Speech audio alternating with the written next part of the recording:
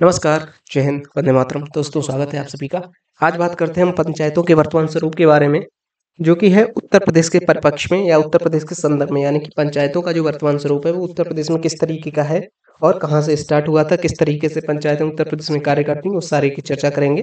जिसमें first part आ जाता है हमारा कि उत्तर प्रदेश राज्य में पंचायत संस्थानों के संबंध में विधायी प्रावधान, यानी कि जो संवैधानिक प्रावधान है वो क्या है, स्वरूप कैसा है, वह शक्तियां क्या क्या पंचायतों को दी गई हैं, या पंचायतों में निर्वाचन या आरक्षण की जो व्यवस्था है वो किस तरीके से की गई है या क्या है, वो उस पे विस्तृत चर्चा करेंगे क्या क्या था। ठीक है, तो ये हमारा हो जाता है चैप्टर 2, जैसा कि या कह सकते हैं कि पार्ट 2, जो कि सिलेबस में दिया गया था, बीपीओ के सिलेबस में। ठीक है, तो चलते हैं। सबसे पहले बात करते हैं उत्तर प्रदेश में जो पंचायतें हैं उनमें जो आरक्षण का प्रावधान है, पंचायतों में निर्वाचन एवं आरक्षण का जो प्रावधान है वो क्या है, कहाँ से लिया गया है। तो आप सभी को पता है कि जो 73वां संविधान संशोधन अधिनियम था, ठीक है, 1992, यानी कि 73वां संविधान संशोधन अधिनियम 1992, उसमें सीधा सीधा बोला गया था कि पंचायतों में जो आरक्षण है उसका प्रावधान किया जाएगा, जहाँ पे एससी व एसटी को उनकी जनसंख्या के अनुपात में तथा वहीं महिलाओं को 1/3 आरक्षण दिया जाएगा। ठीक है, और वहीं अगर बात करें तो ये जो अधिनियम था वो 25 अप्रैल 1993 से संपूर्ण हिंदुस्तान में लागू हो गया था, और इसीलिए हमारा जो पंचायती राज दिवस है वो 25 अप्रैल को मनाया जाता है। ठीक है, कितना क्लियर है। आगे बात करते हैं कि अगर उत्तर प्रदेश के संदर्भ में बात की जाए तो उत्तर प्रदेश में ये अधिनियम 25 अप्रैल 1994 को लागू किया गया था, क्योंकि 93 को केंद्र सरकार ने आदेश दिया था, और उसके बाद में 1 साल का समय दिया गया था सभी राज्य सरकारों को या सभी को कि अपने यहाँ पे भी पंचायतें बनाई जाए। तो उसी संदर्भ में उत्तर प्रदेश ने भी 25 अप्रैल 1994 को इस तरीके से, मतलब पंचायती राज अधिनियम का एक तरीके से कह सकते हैं कि स्थापना की, और अपने प्रदेश में इसको, इस संशोधन को या इस अधिनियम को लागू कर दिया था। ठीक है, बात करेंगे पंचायती राज व्यवस्था को जो संवैधानिक दर्जा दिया गया था, तो आपको दिख रहा होगा पंचायती राज व्यवस्था को संवैधानिक दर्जा 73वें संविधान संशोधन अधिनियम 1993 के तहत दिया गया था। ठीक, आगे बात करते हैं। तो आगे बात करते हैं कि पंचायती राज व्यवस्था में 3 स्तर है। ठीक है, ये तो मैं हालांकि पहले भी आपको बता चुका था, जिसमें पहला है ग्राम स्तर, दूसरा है पंचायत समिति, और तीसरा है जिला स्तर। जिसमें ग्राम पंचायत से जो गांव गांव में जो प्रधान वगैरह चुने जाते हैं वो होते हैं।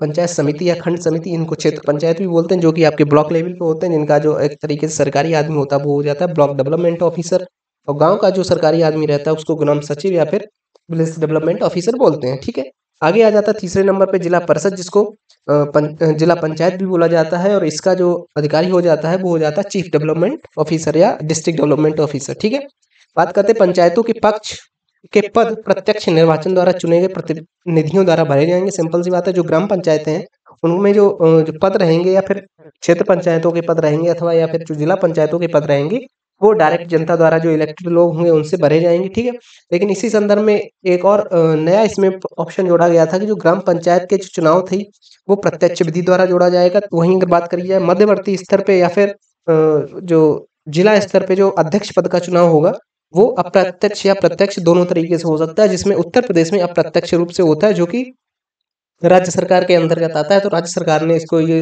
घोषित किया था कि जो ग्राम पंचायत का अध्यक्ष होगा, यानी कि जो ग्राम प्रधान होगा, वो डायरेक्ट जनता द्वारा इलेक्टेड होगा। वहीं अगर बात की जाए क्षेत्र पंचायत का अध्यक्ष या फिर जिला पंचायत का अध्यक्ष, जिसको क्षेत्र पंचायत के अध्यक्ष को ब्लॉक प्रमुख बोलते हैं, वहीं अगर जिला पंचायत के अध्यक्ष की बात करें तो उसको जिला पंचायत प्रमुख ही बोला जाता है, जिला पंचायत अध्यक्ष बोला जाता है। तो इन दोनों का जो चुनाव होगा वो, इनके जो सदस्य होते हैं, इनके जो सदस्यों का, चाहे जिला पंचायत के सदस्य हों या फिर क्षेत्र पंचायत के सदस्य हों, उनका चुनाव डायरेक्ट जनता करती है, लेकिन इनके अध्यक्षों का चुनाव जो होता है वो उन्हीं में से आपस में, मतलब वो लोग करते हैं। ठीक है, और इसीलिए इसमें काफी धांधली चलती है, काफी पैसा चलता है। जिसके पास में जितना ज्यादा पैसा होता है वो उतने अपने, कह सकते हैं कि समर्थित सदस्यों को अपने अपनी ओर कर लेता है पैसे देके। ठीक है, और फिर वो अध्यक्ष बन जाता है या फिर जो भी है वो बन जाता है, जीत जाता है इलेक्शन। ठीक है, बात करें ग्राम पंचायतों में अनुसूचित जातियों तथा जनजातियों के लिए विशेष आरक्षण का प्रावधान किया गया। ये हालांकि मैं पहले भी आपको करवा चुका था कि जो ग्राम पंचायतें हैं या फिर जिला पंचायत या फिर क्षेत्र पंचायतें, इसमें आरक्षण का जो प्रावधान है वो कह सकते हैं कि इनकी जनसंख्या के अनुपात में किया गया। वहीं अगर महिलाओं के आरक्षण की बात की जाए तो वो 1/3 के भाग में महिलाओं को आरक्षण मिलता है। ठीक है,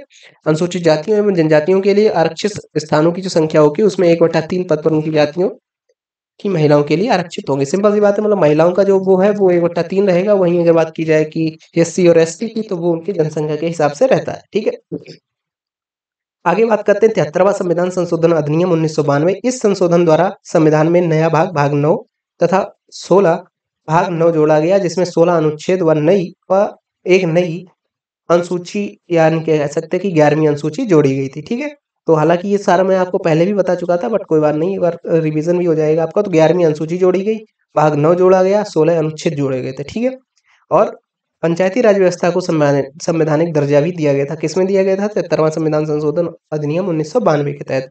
यह अधिनियम 25/4/1993 से लागू हुआ।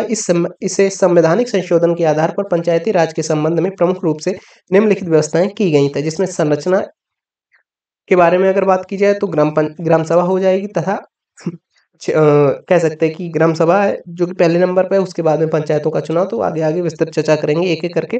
संरचना में बात करते हैं ग्राम सभा के बारे में। तो इस अधिनियम में प्राथमिक स्तर पर ग्राम सभा की व्यवस्था की गई है।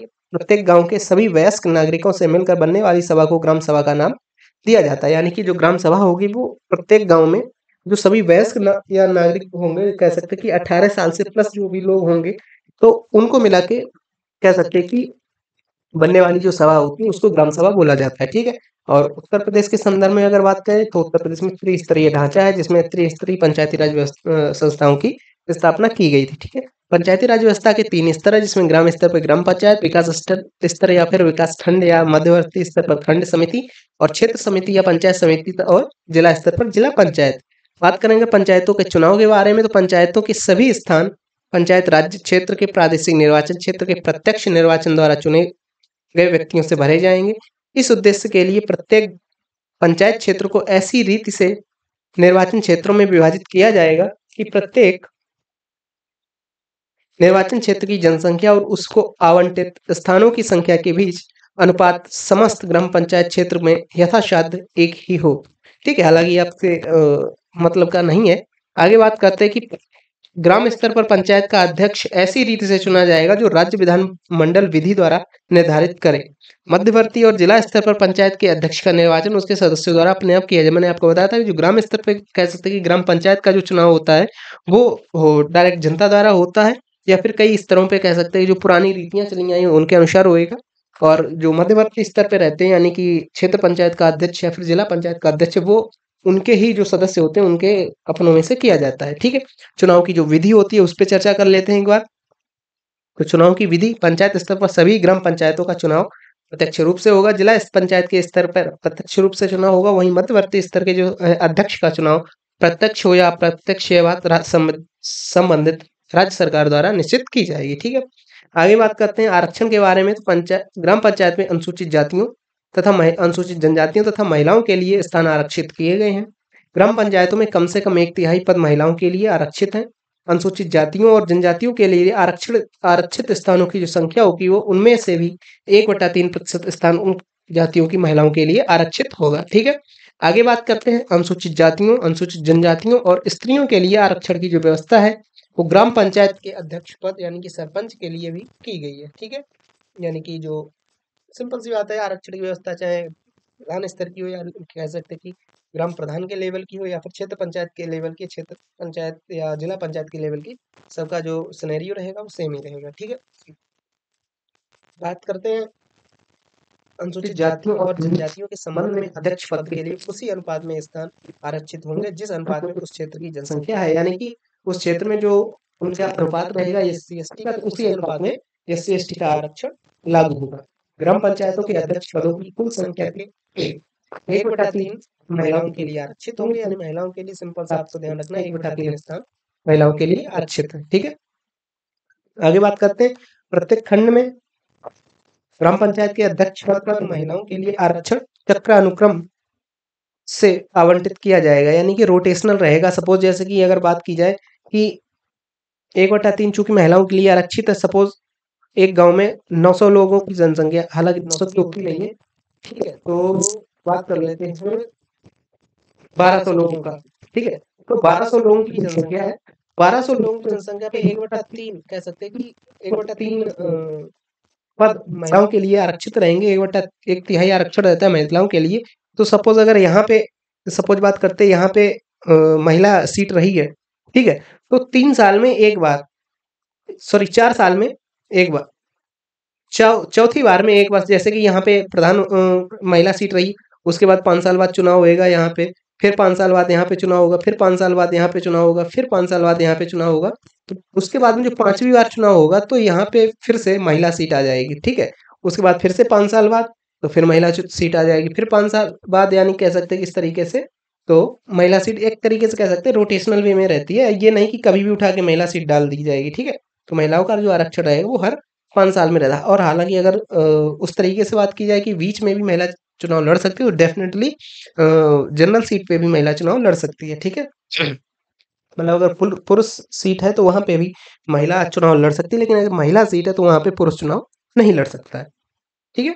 तो बात करते हैं अनुसूचित जातियों और जनजातियों के लिए आरक्षण उस अवधि तक प्रभावी रहेगा जिस अवधि तक अनुच्छेद 334 के तहत अधीन उन्हें आरक्षण प्राप्त है। यानी कि कह सकते हैं कि जो आरक्षण की व्यवस्था है, ठीक है, यानी पंचायतों के चुनाव में भी, तो वो उनको पंचायतों में आरक्षण तब तक ही मिलेगा जब तक कि अनुच्छेद 334 के तहत उनको आरक्षण दिया गया है। जिस दिन अनुच्छेद 334 हट जाएगा उस दिन उनकी जो पंचायतों में आरक्षण की जो व्यवस्था है वो ऑटोमेटिकली रिमूव हो जाएगी। तो ध्यान रखेंगे इस आर्टिकल को, आर्टिकल 334। आगे बात करते हैं राज्य विधानमंडल को यह अधिकार होगा कि यदि वह उचित समझे तो ग्राम पंचायत में अध्यक्ष पद पर अन्य पिछड़े वर्गों के लिए आरक्षण की व्यवस्था कर सकते हैं। यानी कि ओबीसी वर्ग के लिए भी आरक्षण की व्यवस्था कर सकता है। ये कौन कर सकता है? कि राज्य का विधानमंडल कर सकता है। अनुसूचित जातियों, जनजातियों या महिलाओं के लिए उनके लिए आरक्षित स्थानों की व्यवस्था की गई है। उन्हें सामान्य निर्वाचित क्षेत्रों में भी चुनाव लड़ने का अधिकार होगा। तो सिंपल सी बात है, मैं तो आपको ये बता ही चुका था, ठीक है। अब अगर बात की जाए सदस्यों की योग्यताओं के बारे में, तो पंचायत का जो सदस्य होगा निर्वाचित होने के लिए निम्न योग्यताएं रखनी होगी। पहली बात, अगर वो चुनाव लड़ रहा है तो 21 वर्ष की आयु प्राप्त कर ली, और वहीं अगर वोट डालने की बात आती है तो फिर वो 18 वर्ष की उम्र में भी वोट डाल सकता है। यदि व्यक्ति प्रदत्त विधि के अधीन राज्य विधानमंडल के लिए निर्वाचित होने की योग्यता है, यानी कि आयु के अतिरिक्त अन्य योग्यताएं रखता हो, तो डेफिनेटली वो चुनाव लड़ सकता है। यदि वह संबंधित राज्य विधानमंडल द्वारा निर्मित विधि के अधीन पंचायत का सदस्य निर्वाचित होने के योग्य, यानी कुल मिला के अगर वो कह सकते हैं कि विधायक बनने की योग्यता रखता है, तो वो सदस्य ग्राम पंचायत का सदस्य बनने की भी योग्यता रखता है। बस कुल मिला के बात ये है। आगे बात करें अगर कार्यकाल के बारे में, तो डेफिनेटली इनका कार्यकाल 5 वर्ष का रहेगा, ठीक है। लेकिन अगर 5 वर्ष से पूर्व इनका विघटन हो जाता है तो 6 माह के अंदर दोबारा चुनाव हो जाने चाहिए। लेकिन अगर अवधि इनकी पूर्व मतलब कि जो लास्ट की अवधि बची है वो 6 महीने की ही बची है, तो फिर तुरंत इलेक्शन करवा लिया जाएगा, और फिर जो अगली जो पंचायत का कार्यकाल रहेगा वो टोटल 5 वर्ष तक रहेगा, ठीक है। वहीं अगर बीच में चुनाव फिर से होता है तो फिर जो नई पंचायत गठित होगी वो सिर्फ बचे हुए कार्यकाल तक के लिए ही रहेगी, ठीक है। ये हालांकि मैं कई बार आपको बता चुका था। बात करें पंचायतों के निर्वाचन के बारे में, तो पंचायतों के लिए निर्वाचक नामावली तैयार करने के लिए पंचायतों के सभी निर्वाचनों के संचालन का अधीक्षण, निर्देशन और नियंत्रण राज्य निर्वाचन आयोग की में निहित होगा। इस कार्य के लिए राज्य में एक राज्य निर्वाचन आयुक्त की नियुक्ति की जाएगी, ठीक है। ये हालांकि जिस समय मैंने आपको आर्टिकल 243 ओ से लेके आर्टिकल 243 सॉरी आर्टिकल 243 ए से लेके आर्टिकल 243 ओ बताए थे, उस समय मैंने आपको बताया था कि राज्य वित्त आयोग किसमें रहेगा, आर्टिकल 243 के में रहेगा, ठीक है, राज्य निर्वाचन आयोग। आगे बात करते हैं कि पंचायतों में महिला आरक्षण। महिला आरक्षण 243 डी में डेफिनेटली मतलब वर्णित ही है, और इसमें सीधा सीधा बोला गया कि महिलाओं के लिए 1/3 सीटें आरक्षित रहेंगी अध्यक्ष के लिए, तो 1/3 पद महिलाओं के लिए आरक्षित रहेगा। इसमें राज्यों के सदस्यों तथा सरपंचों के बीच महिलाओं के लिए राज्यों ने कई राज्यों ने अच्छा निम्नलिखित राज्यों ने सरपंचों की महिलाओं के आरक्षण के लिए 50% आरक्षण पर कानूनी प्रावधान कर दिया है। यानी कि कुल मिला के जो संवैधानिक रूप से या कह सकते हैं कि आर्टिकल 243 डी में जो निहित है उसमें सिंपल सा ये बोला गया था कि 1/3 जो सीटें हैं वो महिलाओं के लिए आरक्षित रहेंगी। लेकिन कुछ स्टेट ऐसे थे जो कि अपने आप को कह सकते थे कुछ एक्स्ट्रा निकल गए, जिन्होंने अपने यहाँ पे जो महिला आरक्षण था, या कह सकते हैं कि जो पंचायतों के लिए महिला आरक्षण था, उनको 50% आरक्षण कानूनी रूप से दे दिया है। जिसमें सबसे पहला आ जाता है आंध्र प्रदेश। हालांकि आंध्र प्रदेश तो पीछे हो गया, बाकी बिहार, छत्तीसगढ़, त्रिपुरा और उत्तराखंड। लेकिन वहीं अगर बात की जाए मतलब कि डेवलपमेंट के मामले, तो सबसे पीछे आपका पूरे हिंदुस्तान में कह सकते हैं सबसे पीछे आपका जो स्टेट रहने वाला वो बिहार ही है, क्योंकि यहाँ की जो राजनीति है वो पाकिस्तान से प्रेरित है। कि मतलब कह सकते हैं कि जो सरकारें हैं वो पूरी तरीके से पाकिस्तान वाली सरकारें चल रही हैं। ना पाकिस्तान की सरकारें 5 साल पूरा करवा रही हैं, ना बिहार की सरकारें 5 साल पूरा करवा रही हैं, ठीक है। बीच में ही सरकारें गिर जाती हैं, और ऐसी में जो कह सकते हैं कि चाहे वो मुख्यमंत्री हो या फिर जो अन्य मंत्री रहते हैं वो अपनी जेब भरने में, अपने घर भरने में अपना समय लगा देते हैं, ठीक है। तो हालांकि ये तो उनके बिहार वालों उन लोगों की बात है, क्योंकि वोट डालते टाइम तो वो ऐसे व्यक्तियों का चुनाव करते हैं जो कि चलो छोड़ो खैर इन बातों को। आगे बात करते हैं कि सरकार ने पंचायतों में महिलाओं को आरक्षण मौजूदा 1/3 से बढ़ाकर 50% करने के प्रस्ताव को मंजूरी दे दी है। तदनुसार भारत के संविधान में संशोधन के लिए एक विधेयक संसद में पेश किया गया था। तो संसदीय स्थायी समिति की सिफारिश के अनुसार अनुसूचित जाति और अनुसूचित जनजाति के लिए आरक्षण ग्रामीण आबादी के प्रतिशत के आधार पर होगा, न कि कुल आबादी के आधार पर। ठीक है, ध्यान रखेंगे। यानी कि तो कह सकते हैं जो ग्राम पंचायत में जो पॉपुलेशन रहेगी एससी और एसटी की, तो उसके अनुसार उनको आरक्षण दिया जाएगा, ना कि ये कि हिंदुस्तान में अगर बोला जाए कि जनरल मात्र 10% है या जो भी परसेंट है, और बाकी अगर 80% अगर एससी एसटी है तो 80% पूरे हिंदुस्तान का मिला के उनकी ग्राम पंचायत पे रिजर्वेशन ठोक दिया जाए। ठीक है, तो उनकी ग्राम पंचायत में या उनकी ग्राम सभा में जितने एससी एसटी होंगे तो उस अनुसार उनको आरक्षण दिया जाएगा। आगे बात करते हैं ग्राम पंचायत प्रतिनिधियों के जो चुनाव के बारे में। तो सिंपल सी बात है, हालांकि प्रधान का चुनाव पंचायती राज अधिनियम की कह सकते हैं कि धारा 11 में ये वर्णित है पूरी तरीके से कि ग्राम सभा सदस्यों द्वारा प्रत्यक्ष निर्वाचन नामावली का द्वारा ग्राम प्रधान का चुनाव किया जाएगा। यदि पंचायत में सामान्य चुनाव में प्रधान का चुनाव नहीं हो पाता है तो पंचायत के एक लिए 2/3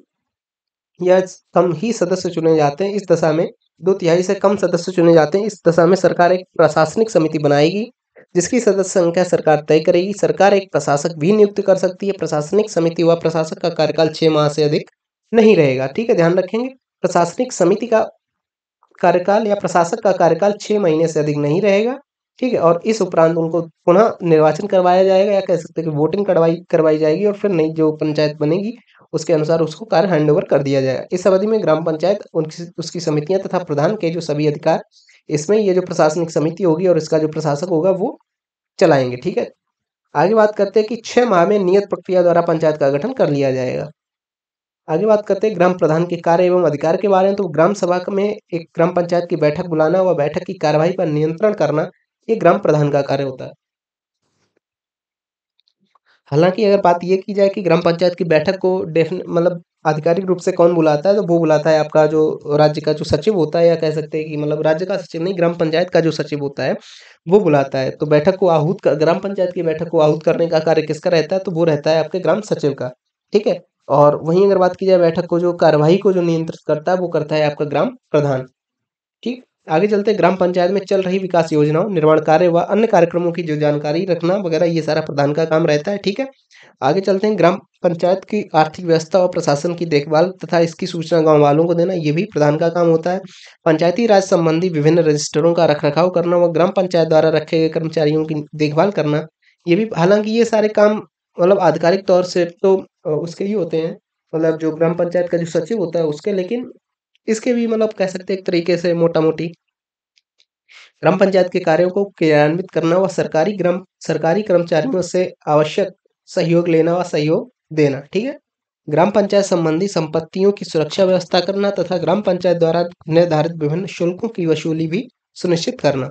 बात करें अगर उप प्रधान के बारे में, तो हालांकि इसके बारे में आपको नहीं पढ़ना है क्योंकि उत्तर प्रदेश में उप प्रधान का पद है ही नहीं। ठीक है, तो उप प्रधान का चुनाव ग्राम पंचायत के सदस्यों के द्वारा अपने में से ही कर लिया जाता है। यदि उप प्रधान का चुनाव ना हो पाए तो नियत अधिकारी किसी सदस्य को उप प्रधान मनोनीत कर सकता है, और ये धारा 11 में बोला गया। ठीक है, और अगर प्रधान की बात करें तो धारा 11 जो है उसमें ग्राम प्रधान की चर्चा की गई है। प्रधान का अगर त्याग पत्र या उसे पद से हटाया जाने के बारे में जो चर्चा की है वो धारा 18 में की गई है। ठीक है, यानी कह सकते हैं कि अगर ग्राम प्रधान अच्छे से कार्य नहीं कर रहा है तो उसको बीच में ही अपने पद से भी हटवाया जा सकता है। प्रधान स्वयं जिला पंचायत राज पदाधिकारी को लिखित रूप से अपना त्याग पत्र दे सकता है। हालांकि डेफिनेटली अपने पास से तो कोई चुनाव मतलब कि त्याग पत्र देता नहीं है। यदि 7 दिनों के अंदर वह त्याग पत्र वापस नहीं लेगा तो अगले दिन से त्याग पत्र स्वीकृत हो जाएगा। ठीक है, यानी कि उसके पास में 7 दिनों तक का टाइम रहता है। ये जिला पंचायत राज पदाधिकारी को ये देना होता है त्याग पत्र। ग्राम प्रधान को अपना जो त्याग पत्र होता है वो जिला पंचायती राज का जो पदाधिकारी होता है उसको दिया जाता है, और ये डिस्ट्रिक्ट पे बैठता है। ठीक है, जिला पंचायती राज पदाधिकारी। और अगर इसके पास में 7 दिन का टाइम होता है, सपोज इसने अगर आज बात करें, आज सपोज आज संडे है, ठीक है, तो संडे को अगर इसने त्याग पत्र दे दिया तो अगले संडे तक अगर ये वापस जाके वो त्याग पत्र ले लेता है तो फिर इसकी कह सकते हैं बचा हुआ कार्यकाल ये पूरा कर लेगा। लेकिन अगर ये फिर अगले ट्यूसडे को जाता है या फिर मंडे को जाता है तो 7 दिन के अंदर ये त्याग पत्र स्वीकृत हो जाता है ऑटोमेटिकली, और उसके बाद में ये कह सकते हैं कि ये फिर से उसकी जो पंचायत में दोबारा से चुनाव वगैरह होंगे। ठीक है, आगे बात करते हैं, यदि 7 दिनों के अंदर वो हो ही गया, यदि ग्राम प्रधान पंचायत का सदस्य ना रह जाए तो उसका पद खाली हो जाएगा। यदि ग्राम प्रधान पंचायत का सदस्य ना रह जाए तो उसका पद खाली हो जाएगा। जैसे कि अगर बात करी जाए कि पंचायत का सदस्य बने रहने के लिए सिंपल सी बात है, उसका निर्वाचक नामावली में नाम होना चाहिए। अगर उसका निर्वाचक नामावली में नाम ही नहीं तो ऑटोमेटिकली फिर वो उस पंचायत का सदस्य नहीं रह जाएगा। आगे बात करें, ग्राम पंचायत सदस्य खुद लिखकर अपना त्यागपत्र प्रधान को देंगे। ग्राम पंचायत सदस्य खुद लिखकर अपना त्यागपत्र प्रधान को देंगे और 7 दिनों के अंदर वापस नहीं देने पर वो भी स्वीकृत हो जाएगा। मतलब जो ग्राम पंचायत के जो वार्ड मेंबर होते हैं, ठीक है, अगर ये भी अपना त्यागपत्र देना जाए तो ये अपना जो त्यागपत्र होता है वो प्रधान को दे देते हैं और 7 दिन के अंदर अगर ये त्यागपत्र ये भी वापस नहीं देते तो इनका भी ऑटोमेटिकली स्वीकार हो जाएगा। ठीक है, तो यहाँ तक था हमारा आज का वीडियो।